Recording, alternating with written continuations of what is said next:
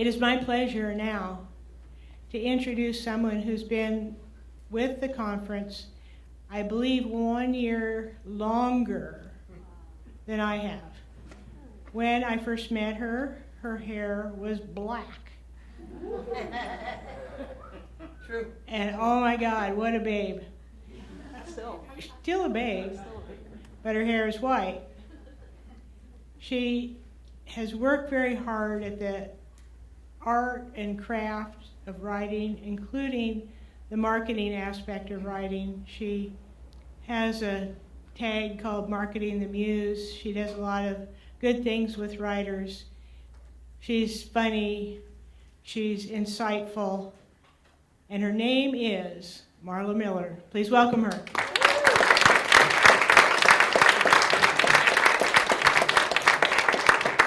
Thanks. So this is the official tutorial, anyway, end of our conference. And I've been doing this workshop, this panel for a long time.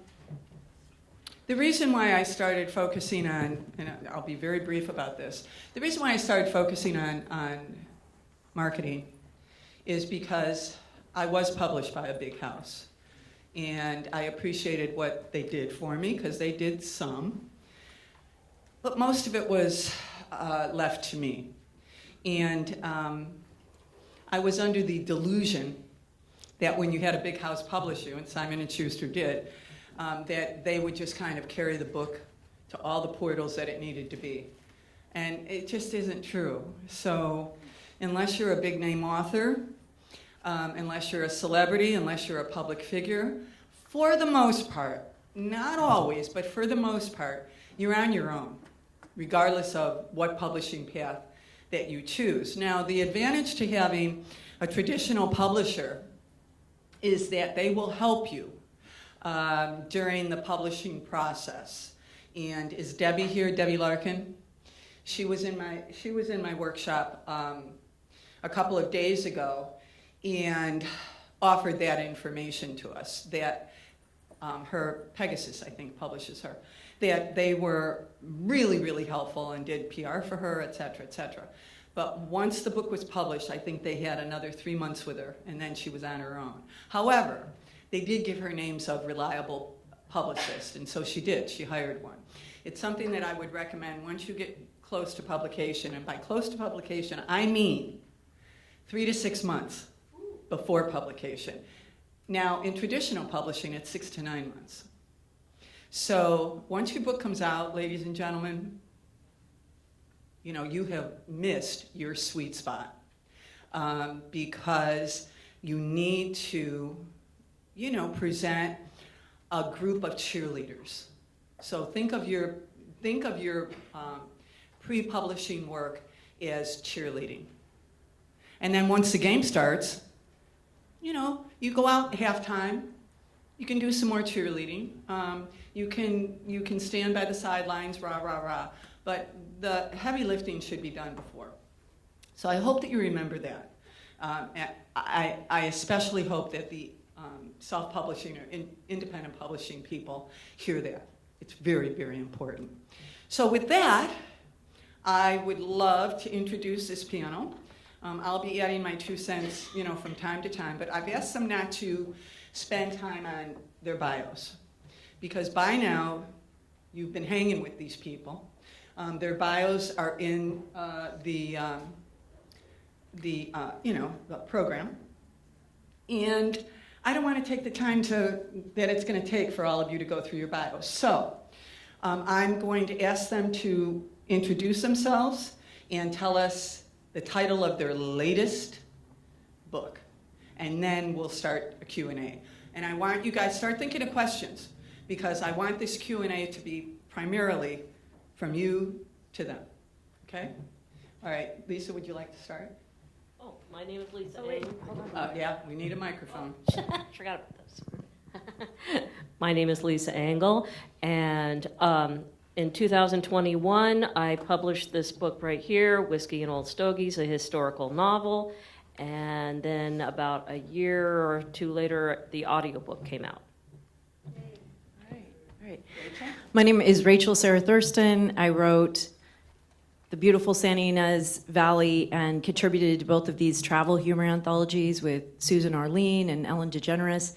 But most recently, I work as an author coach, and I help my clients build their author platforms. So I help with a lot of different genres.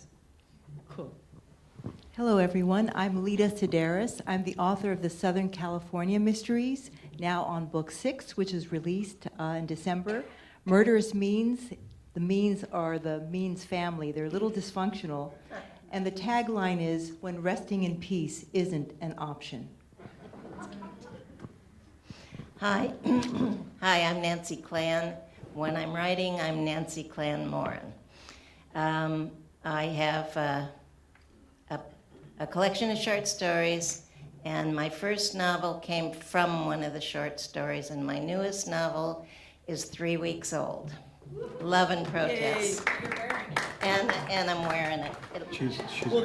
We will definitely talk about that, Nancy. Go ahead. I'm Rick Shaw. I've been coming to the conference since '05. My first novel came out in June of last year. Second novel came out in October of last year. This one is Genesis Renewed. It's the first book in about a 5-book series, post-apocalyptic pandemic. And then I would like to just give a shout out to a novel that is being published of mine in the fall of 2024. And the log line is attending her first writers' conference factors prominently in one woman's midlife shift. Okay, so I asked each of these panelists to give me a question that they wanted to make sure that I asked. And I'll start with, let's see, Rick. Rick, what's been the most successful, was it platform? Yeah. Okay, so where's the biggest bang for your buck in terms of selling your books? Well, for me, it's twofold. One is building myself as sort of a public figure on Facebook. That's where I've gotten the most exposure. Mm-hmm. The other is in building my newsletter and starting to build a community around my writing and what my interests are. That list now is a little over 200 heads. I send out a note once a month, and I'm getting feedback from it that they're finding that useful and engaging with me. And you're getting some mileage from your newsletter. I am. Okay. I write in a fashion that is intended to engage individually rather than kind of a third person detached. I want them to feel like that we are having a conversation. At the bottom of every edition of my newsletter is a picture of my dogs. And Rick, how long have you been collecting emails for your newsletter? Well, I launched the newsletter, 6 months ago, 5 months ago. And it's gone from 30 to a little over 200 in that time frame. What I tell people when they come into my workshop, pretty much the first thing I tell them, is you should be collecting cards from all your peeps here. And when you do craft a newsletter, and I don't know that you are going to, but I sure encourage you to, then you're building your list, and your list starts here. I started my newsletter probably 12, 13 years ago when I realized how important it was. Because just keep this in mind, it's a big world out there. Finding your book ain't easy. And so you've got to have tools in your tool belt to help you get your message out there. And I think a newsletter is a fabulous way to do that. Yeah, and the next edition of it will go out this weekend, and it'll be reflections on this past week. If you want to subscribe, go to rickshaw.com/newsletter, click the link, fill it in. There you go. Excellent. Let's just jump around. Lida, for fiction authors, what have you found most helpful in building your author platform? Thank you. I was told in the beginning that fiction authors don't need platforms. Nice but and loud. Can you hear me? Okay. Good? So Okay. I disagree with that. We definitely need platforms. Okay, I'll start over again. I was told that fiction authors don't need to have a platform, but I disagree with that because I regard my platform, my website in particular, as my calling card, or maybe almost like a job interview. And I also read this morning that I want to share with you, if fiction were to have a platform, it would highlight awards and accolades. But that's only a very small part of platform. I'm going to focus on website because that's what I regard as my biggest platform. And I have all the necessary parts, which are, my books are listed. I have, I think, a total of 7 books right now. I have a blog that I do once a month. I have buy links, very important. Don't forget the buy links. I have a section just for news and events everywhere that I'm appearing and have appeared. My press kit, where they can contact me, and of course, my newsletter sign up. I'd like to underscore how important newsletters are, because when I have a sale on one of my books, I can let my readers know, and I always get an uptick from that. When I have a new book coming out, personal information is always good. I like my dogs in my newsletter and my social media as well. And I also wanted to add, you want enough on your platform to ignite interest. Your platform equals visibility. You want your work to be seen because that's how we grow our readership. And it's an effort over the course of your career. It's a constant going back to your platform. I put down that I was coming here. I just updated my blog today thanks to everyone that was going to be here in case someone wanted to look at it. Sometimes my blog content is personal, sometimes it's more practical with writing information. And I can't tell you how many engagements I've gotten from my website. People read old blog posts and all of a sudden want me to come and talk about it. Or journalists may read something and want me to speak. But anyway, I could go on and on. Yeah, Website and is save where some is. of it because we're going to have a Q&A and I'm going to get deeper into it. Rachel?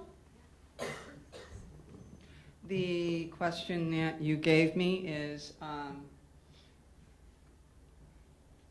I can't read my own writing. Do you want me to say it? Yeah, you read it. I think it was something along the lines of, I hear from a lot of authors that you're feeling overwhelmed around building an author platform. So what's the best first step that you can take? And it really ties in and dovetails perfectly with Lida and Rick, that my recommendation is begin your website. Make sure you have your domain name. If you don't have your domain name.com, get it on GoDaddy.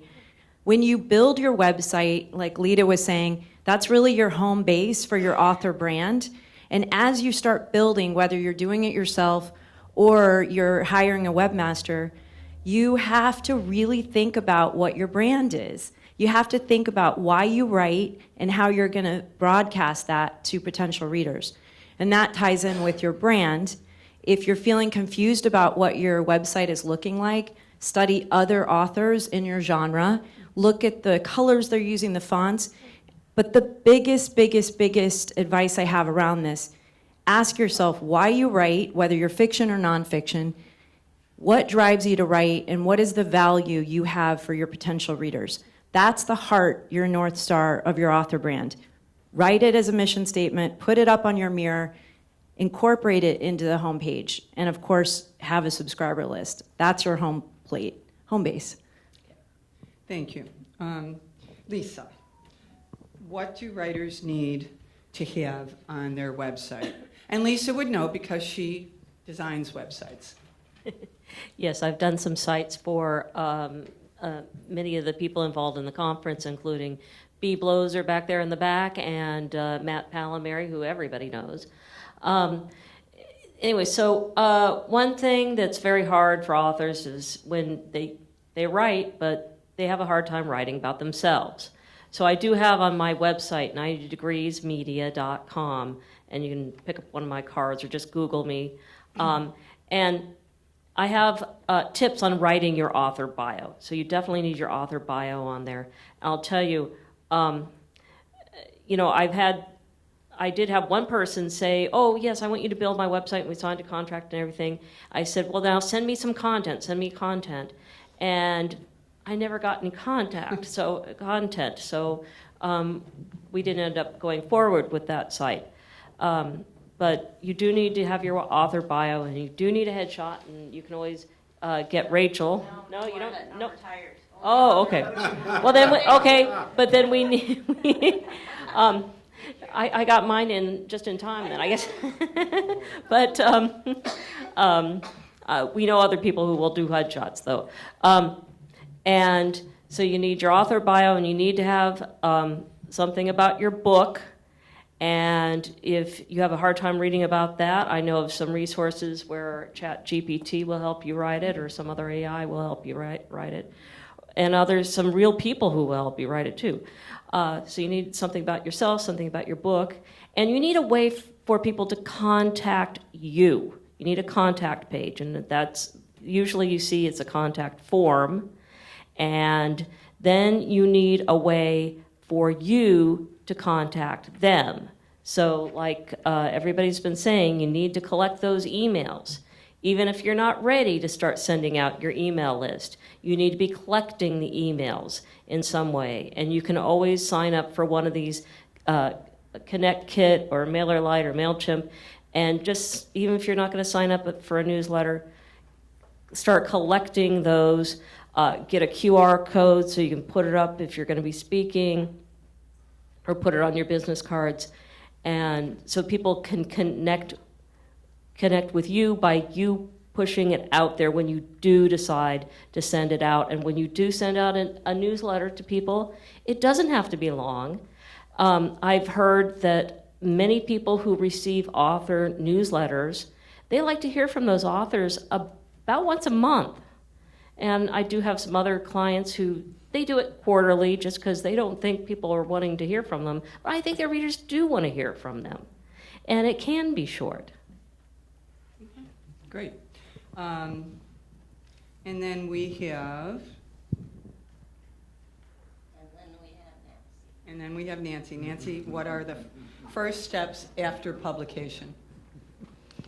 Well, I wanted that question because before publication is you get the fancy website and all that's been talked about. But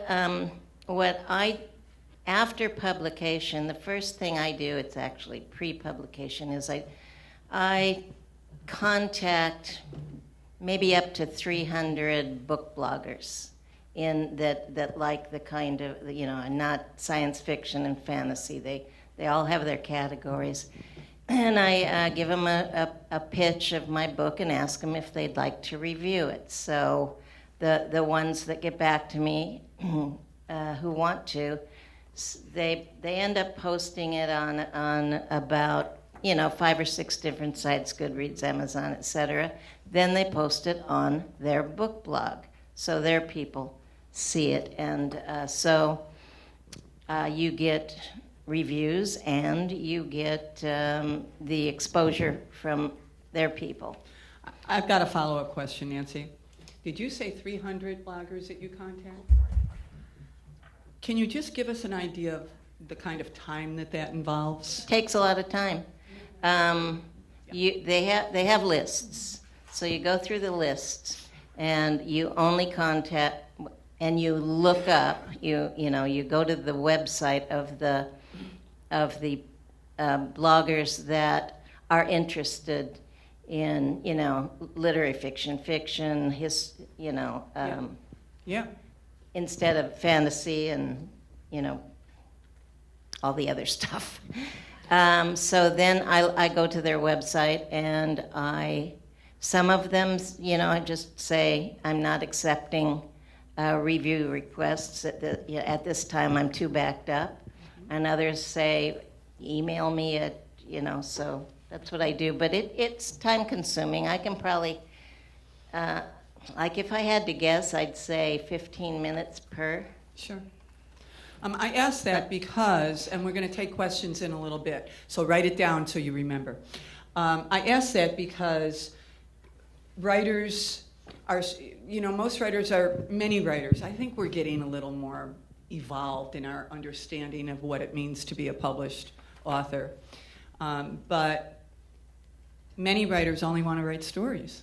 You're storytellers. You want to write story. You don't want to mess around with all the other things that you have to do in order to get that story read.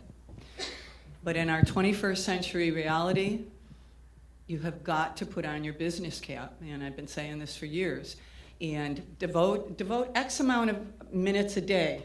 I do mine first thing in the morning, hour and a half every day, including Sunday, and in the afternoon I wrap it up, night I wrap it up with about another hour, but those posts are, I don't have to challenge my because I'm tired, usually. But you've got to put in the time. Go ahead, Nance. I just wanted to say, give one more thing that I did this time with Love and Protest. I decided, well, with the first book, I entered it in many contests, and by the end of the first year, I had 5 awards. So then, I can spread that all around, and I don't have to tell anybody it's good, because there's fewer words. It's an excellent point. So this time, what I did was I decided, well, I'm not spending the money on a launch party because the food and the wine and everything. I'm going to take that money, and so I've probably entered this one. It's brand new, but I've probably entered it in 5 or 6 contests already. And those contests cost money. So you have to budget that into your promotion of your books. It's not free, whether you're, regardless of press, regardless of what publisher you're with. It's an expensive venture. And it's not unseemly so, although, some people really spend a lot of money, including hiring private public relations people. And I just have to add this because I've been on this end for quite a while, and be very careful about your public relations people that you hire, or your marketing people. We have Ruth Klann here. Is she here? No. But she's a marketeer. She's not a public relations person. Just make sure that you vet them. And the best way that I recommend doing that is to ask the PR person or the marketeer, could you give me an email of one of your clients so that I can, talk to them? If they say no, there is the answer that you need. Oh, well, next. Because any professional who doesn't want to give you that information is likely, maybe not always, but likely there's a reason. Okay, so questions? Go ahead, hon.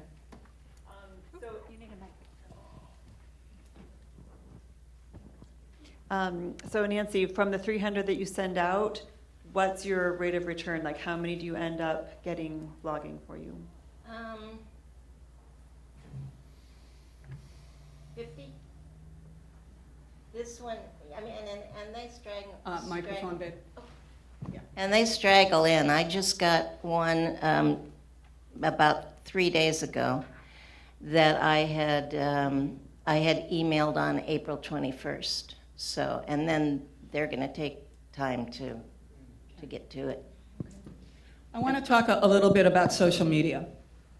And I'm going to ask our authors, if you could only use one social media platform, which platform would that be? You want to start with Rick? You said Facebook, but... Yeah, and that's where I've been primarily. Okay. And where I've gotten the biggest exposure. I started futzing a little on TikTok, Okay. but I'm not a dirty old man, but every time I log in and I see the jiggly stuff, I'm going, this isn't professional. I don't need this. I mean, Well, I don't know where you're going on TikTok. maybe it's not the same TikTok. Okay. Whoever, just make sure you have the microphone when you answer the question. For me, it's Instagram, only because I've noticed an uptick in book sales when I advertise or promote something. So I've been doing Facebook and Twitter or X less and less. Okay. Okay. I see you on Instagram all the time, so I can vouch for the fact that that girl's on Instagram. Okay, go ahead, Rach. I love, love, love Facebook. Instagram is a close second because it's unforgiving if you're not branding and focused with your content. I love Facebook because there are so many amazing communities for vetting your work and connecting to be on a podcast or looking at your covers. And if you're on Facebook, make sure and start growing your Facebook business author page because you can then do Facebook ads. Debbie, who We're gonna talk Marla, about that. Debbie, who Marla brought up, Deborah Holt-Larkin, I've been helping her with a lot of graphics and videos for the ads. You can target your ideal reader. You can say, women over 50 in retirement communities with this socioeconomic, and you can even target what authors they like. So hands down, love Facebook. Okay, Lisa. I must say that, yes, I have had similar success with Facebook. I agree with that because, you know, you got everything right there. You can do your page, you can do your personal stuff, and you can use video on it, or you can just use graphics. I just ran an ad. When I released my novel, I did it on National Moonshine Day, just Good idea. Yeah. for an idea. If you can tie your topic in with some type of national day, you might want to think that. And then every year for the anniversary, I do a 99-cent ebook promotion, and I put up an ad on Facebook, and I was able to target it and actually sell some ebooks. But that said, since everybody did say Facebook, I can't. But Goodreads, don't forget about Goodreads, because letting people know what you read and participating in the groups for the kind of books that you write, that's also a good place to be. Okay. Yeah. Nance, have you? I've done a lot of Facebook. I'm trying to like Instagram. She's going to teach me more. It seemed as though I was kind of cooking along, and my book just published, and I'm using all the hashtags and stuff, and then I get these messages from people. Don't keep promoting your book on Instagram. And I'm going, well, I thought social media was for promote. Well, anyway, I'm gonna learn. Good. Because whoever those people are, ignore them. Remember, you can't believe everything that people are telling you out there in social media land. I know, and I don't want to show them my cats. No, I don't have a cat to show. I want to promote my book. And so promoting your book on Instagram is, of all the social media platforms, and I'm on them, I would say Instagram is a great. If you're not on Instagram, if you're just starting out in the social media game, I would suggest Instagram is your first. And the reason why I would is because there is a huge author, agent, publisher group of people that it'll take you a while to find them. But Instagram tends to be very writerly friendly. And you can post pictures of, you can post your book, but be creative. We're creatives. So think creatively. Perhaps if you're on Instagram and you've got a topic like Rick has with his first, he's sci-fi. And so you can post a lot of things about science fiction and the iconic authors of science fiction and memes about them. It doesn't have to be about your book. In fact, I would encourage you not to, unless you're giving free books away. And then that's a good thing. So if Lisa said that she, on a monthly basis or whatever, reduces her ebook to 99 cents. It's a great idea. I just spent my first bucks on Facebook, and I was told that Facebook ads are, effective. And did you just say that? Yeah, and with growing subscriber lists. Okay. And with growing subscriber lists, you can also just target towards your funnel on your website And I know a publisher that has had so much growth in their subscriber list using Facebook ads. And so what do you mean by a subscriber list? So when you do a Facebook ad, you get the choice, you have a headline and then you have a button where it's buy now or subscribe, and you choose the URL for the button. So so say you have, you're really working on your platform and your email list. Instead of sending them to buy your book, you send them to your landing page to subscribe. I didn't know that. That is so useful. Thank Yeah. you so much. Of course, and you can have a landing page with a lead magnet, and of course, you're the first person that ever taught me about a lead magnet. So But thank I didn't you. know that, and that's very, very helpful. This is one of the many reasons why, even in our 21st century reality, when we can just write something and then publish it, this is why we come to writers' conferences, for this kind of information. You're not going to find the information, whether it be craft-oriented or platform building information. You're not going to find that easily. You will find it, but you're not going to find that easily in many places. Writers' conferences. We don't want to throw the baby out with the bathwater. Yes, we're 21st century writers and authors, but I think it absolutely behooves us to don't turn our backs on what happened in the 20th century, because remember, it was the 20th century that enabled the publishing business to grow at the rate that it did into our 21st century. It all started back in the 20th century. So do not ignore writers' conferences. Of course, we hope to see all of you back here next year. But if you aren't here, make sure that you find a tribe. I mean, I've known these people for blah, blah, blah, years, and since 1990, really. And you really need to embrace the fact that you can't do all this alone. And you can't trust everybody.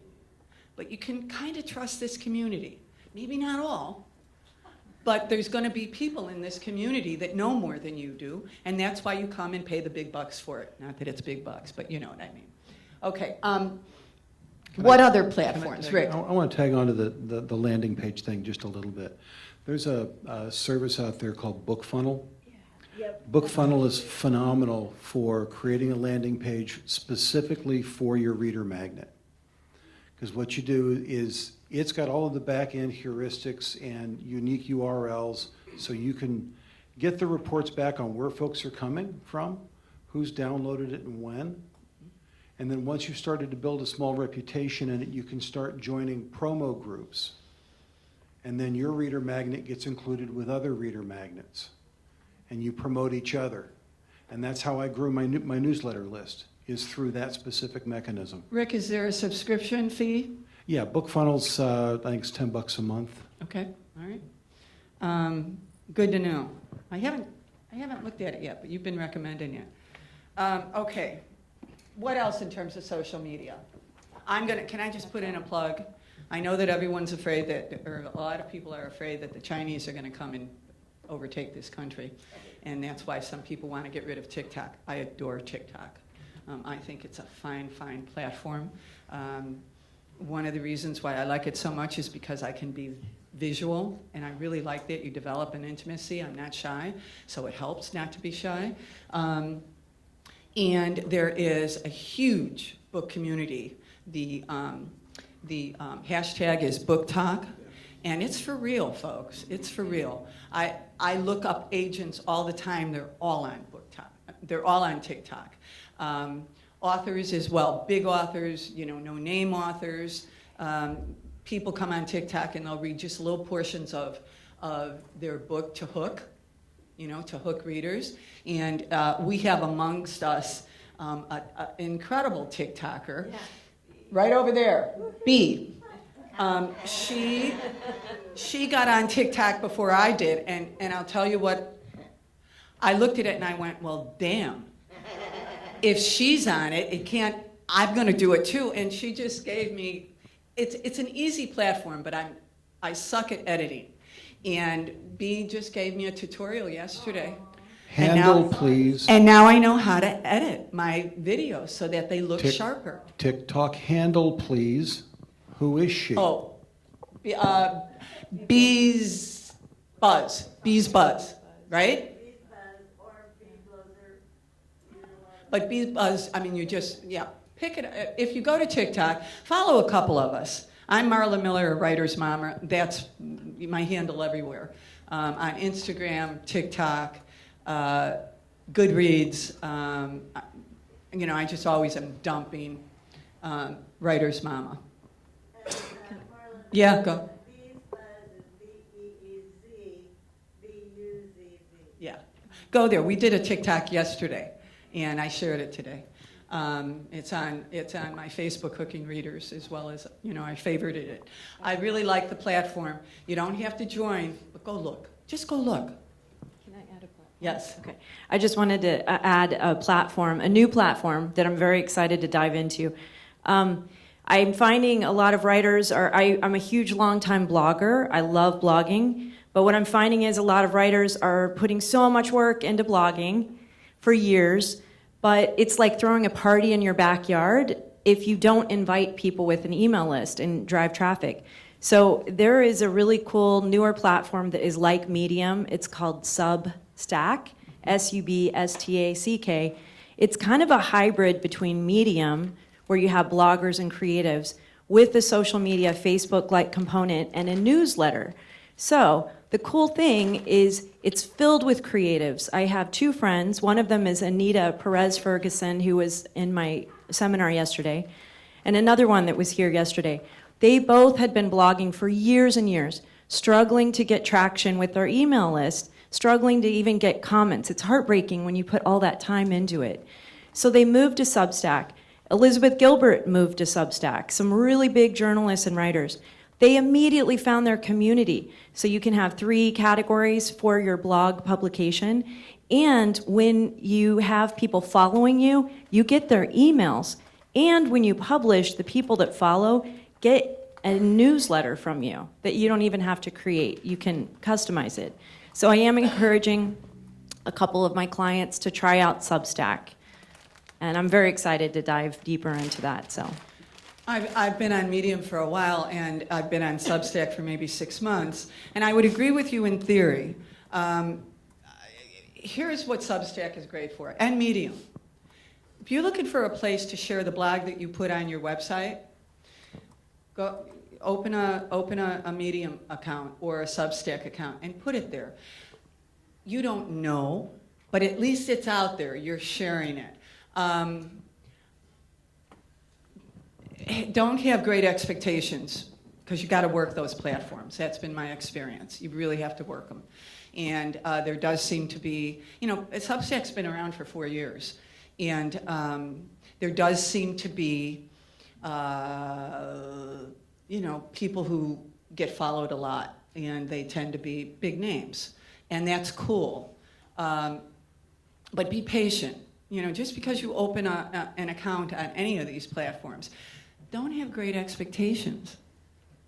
You know, build your presence, just like you would in the real world. You know, you can't expect to walk into a new job and everybody likes you, right? You've got to develop relationships. Question. Go ahead, honey. Yeah, you. I was curious, those of us who are in the process, we have finished novels. We have finished novels, Yeah. And the strategy for sending out excerpts, if people could talk to that.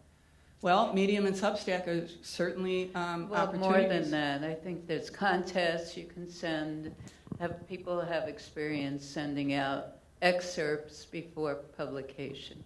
There's another website that Anita Ferguson can tell you about. It's Publish with a B. It's not, you know, publish with a P, but this is Publish with a B, and you create book bubbles, and that's one way of putting your excerpts from your book out there for people to see. Thank you, Lisa. That's really cool. Did y'all write that down? Because you should be taking notes, said the school teacher. Ginger. Is there a microphone? Microphone. Oh, go ahead. Because we're Go there first. Oh, okay. Nick, what do you got? First of all, thanks guys for just sharing. This is a whole frontier for me. I like to write, you know. I just want to write.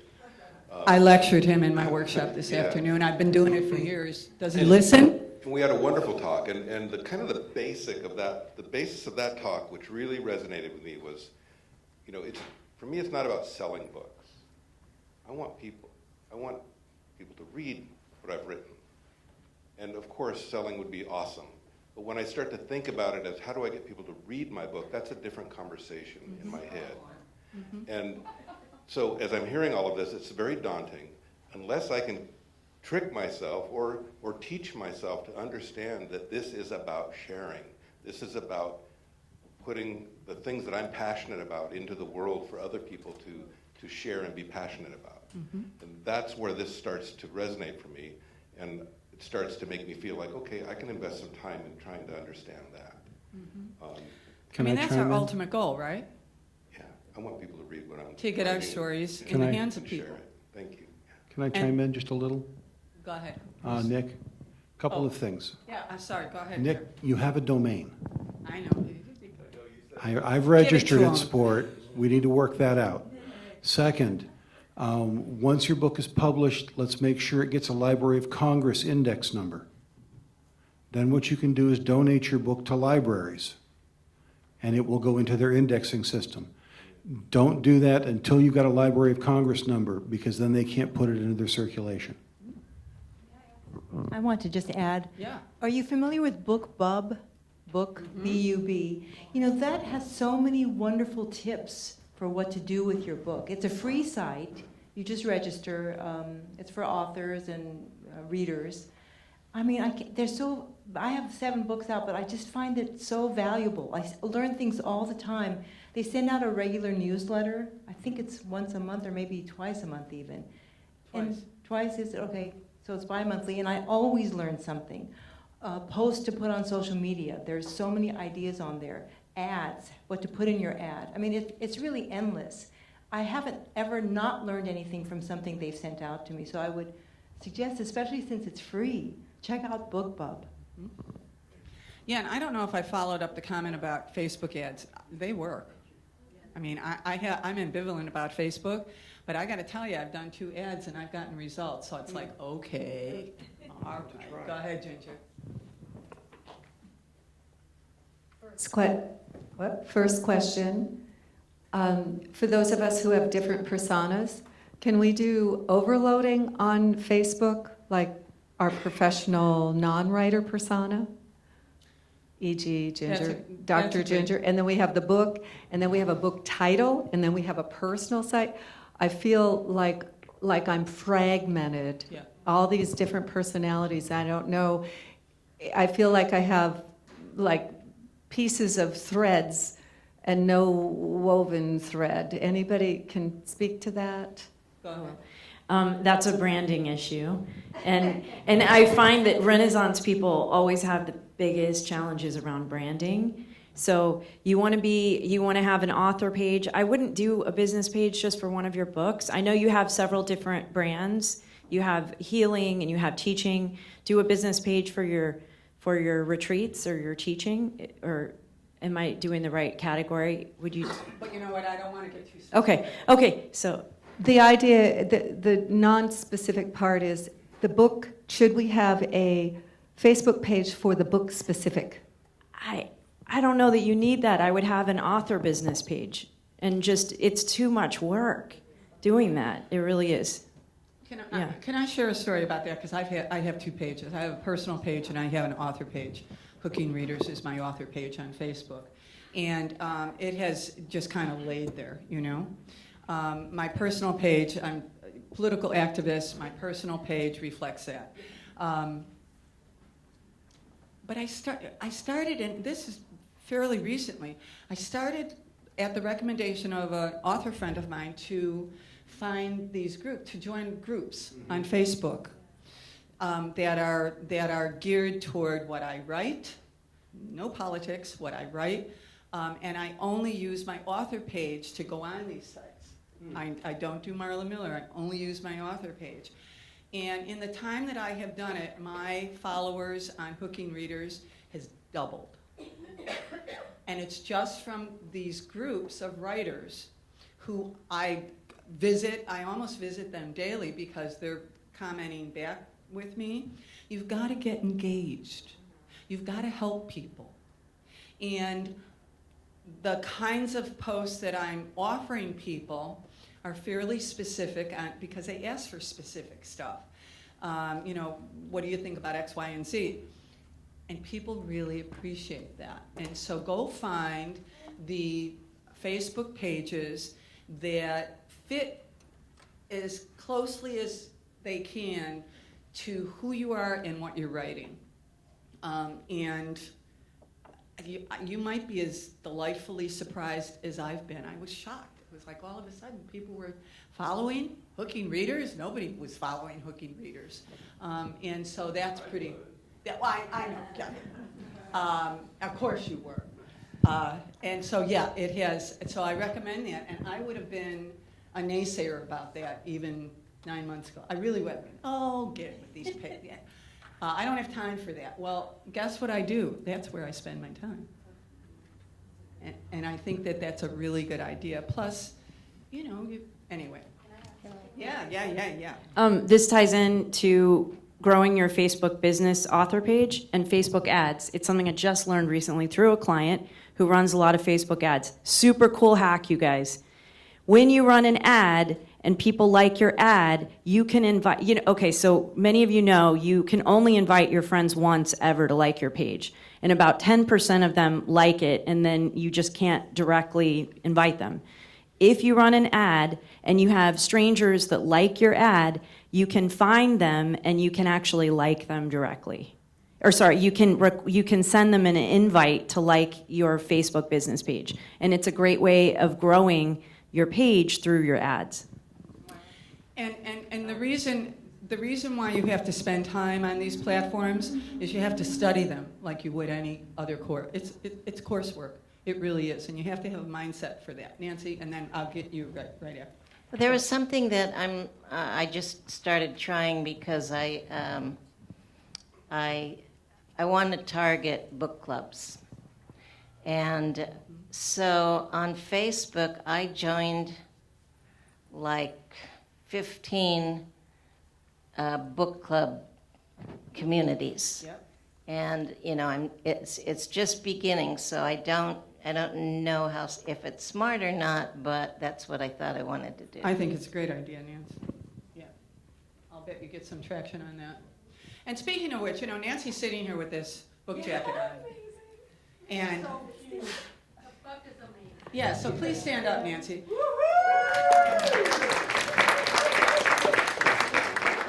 When I get home and recuperate, I'm going to use the editing skills that this wonderful woman taught me, and I did a video of her at the cocktail party, and I will put it on Hooking Readers on Facebook, and I will also put it on TikTok. That promotion, I mean, you can't buy that. That is so smart. I don't know where she came, but you said you're very crafty. I do this, yeah. Yeah. Isn't that cool? I just think that's so cool. I just thought that was so cool. Okay, yeah, go ahead. So I would love to hear about how you budget your time for social media and promotion, and if you have like a process, like a systematic approach to it, or you know, like how you approach it on a ongoing basis. I told you what I do. Go ahead down the line. Well, one thing you might want to consider is where you're going to spend your time, because you know, are you going to spend your time on Instagram only or on Facebook? Or if you're going to do, you can always just, if you prefer Instagram, then you might want to have a Facebook page for yourself as an author, because then you can hook it to your Instagram and have Instagram feed to Facebook, and because they're owned by the same. And then there's Threads. I don't know if anybody's used. I haven't used Threads, but and then. Don't forget about LinkedIn. Maybe some of you out there are writing about business. Maybe you're writing a business book, or even Harlan this morning, who has the book about finances. Those kind of things could, and LinkedIn sells ads too. I've never tried them, but That's another one to think of. So maybe if you have just a business book, you don't want to waste your time on Facebook. So you focus on Instagram. Pick if you only have a short amount of time, just pick one. And don't forget that it's not just creating content and posting it up there on the platform. You also have to go on the platform and see what other people are doing. That's what probably takes the most time, because I tell you, you can get lost. You look, oh wow, it's like an hour later. But so maybe you have to set a timer. But you have to be sure to peruse other people's content and like it and comment on it and share it if it's appropriate. And don't forget.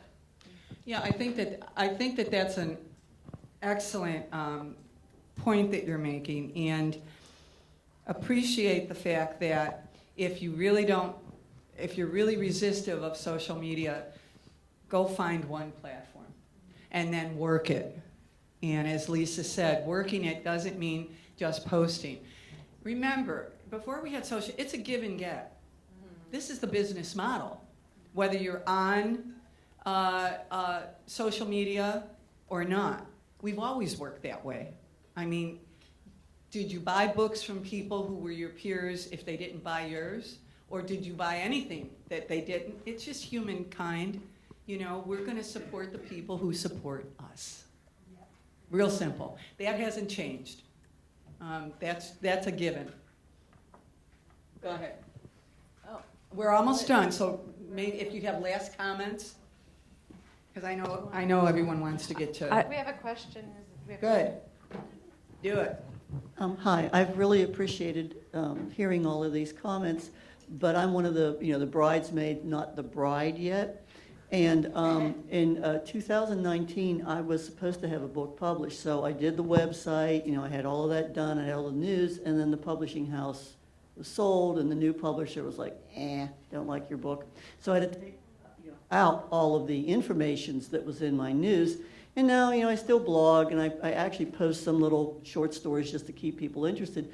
But am I now officially a poser, or is this still a relevant thing to have? Did you get your rights back? Did you get the book back? Yes, that's why I have an IP attorney to take care of those things, yes.